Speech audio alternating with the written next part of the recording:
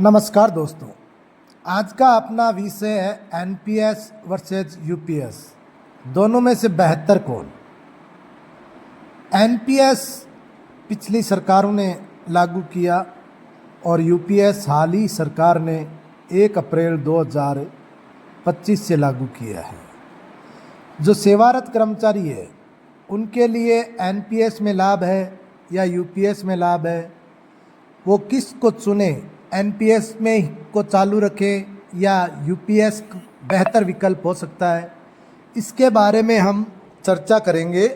और इस वीडियो को बनाने का उद्देश्य है कि आपके छोटे से छोटे जो आपके मन में, जो आपके दिमाग में सवाल है, उन सब का उत्तर दिया जाए। तो शुरू करते हैं आज का वीडियो। एनपीएस यानी नेशनल पेंशन स्कीम, और इसको बदला नहीं है, एनपीएस को बरकरार रखा है। इसका यूनिफाइड पेंशन स्कीम यूपीएस को लॉन्च किया है, जो एनपीएस का ही एक वैकल्पिक ऑप्शन है। कई लोग कह रहे हैं कि इन्होंने ओपीएस में संशोधन करके यूपीएस बना दिया। अरे नहीं, ओपीएस में कोई संशोधन नहीं किया है, इन्होंने एनपीएस को ही संशोधित करके उसी का वैकल्पिक यूपीएस लोगों के सामने रखा है। यूपीएस है वो 1 अप्रैल 2025 से लागू हुई है। अब दोनों में अंतर क्या है? एनपीएस में हर कोई निजी आदमी, प्राइवेट सेक्टर वाला आदमी भी कंट्रीब्यूट कर सकता था, वो भी उसमें अपना जो 10% या उससे अधिक अपना मंथली जो कॉस्ट है वो कंट्रीब्यूट करके और पेंशन हासिल कर सकता था। जबकि यूपीएस में ऐसा नहीं है, निजी सेक्टर का कोई भी आदमी यूपीएस में नहीं कर सकता। अब है कि एनपीएस को चूज करने के बाद कर्मचारी दूसरी स्कीम में भी जा सकता था। मान लो बीच में सरकार ने ओपीएस लागू किया तो हम लोगों ने क्या किया, सब ने एनपीएस को छोड़ा और ओपीएस में चले गए। मगर सरकार ने अपनी इस गलती को सुधारा है।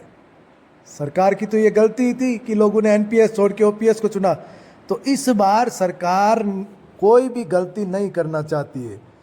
उन्होंने यूपीएस में ऐसा कोई ऑप्शन नहीं रखा कि आप उसको छोड़ के किसी दूसरी स्कीम में जाओ, क्योंकि ये नियम बनाना सरकार की मजबूरी हो गई है। एनपीएस के समय नहीं बनाया था तो लोगों ने एनपीएस को छोड़कर और ओपीएस की मांग शुरू कर दी, और यही गलती है, वो सरकार के गले की फांस बन गई थी। अब है कि एनपीएस में सरकार, अब आप ध्यान से समझें कि एनपीएस और यूपीएस में बेहतर कौन। एनपीएस में कर्मचारी का कंट्रीब्यूशन है वो 10% होता है और सरकार का 14%, जबकि यूपीएस में 10% कर्मचारी का और 18.5% सरकार ने कंट्रीब्यूट किया है। अलग अलग फंड में लगाती है सरकार इनको, और जो कॉर्पस घराने हैं उनमें अपना पैसा लगा रहता है। रिटायरमेंट के समय एनपीएस में आपको 40% राशि टैक्स फ्री एक मुश्त मिलती है, 20% पे टैक्स लगता है। अगर आप 60% राशि उठा लेते हो और 40% उस कॉर्पोरेट घराने में लगाने के बाद आपको पेंशन के रूप में मिलता है।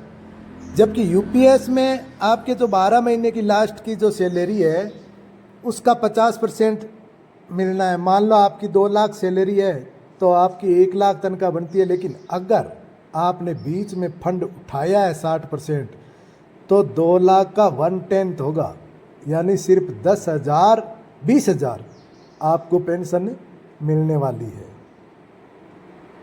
अब आप दोनों में से तय कर सकते हो कि कौन बेहतर है। आगे के वीडियो में हम इससे और बेहतर करने की कोशिश करेंगे, आपको थोड़ा और अच्छे तरीके से दोनों का अंतर बताएंगे। धन्यवाद।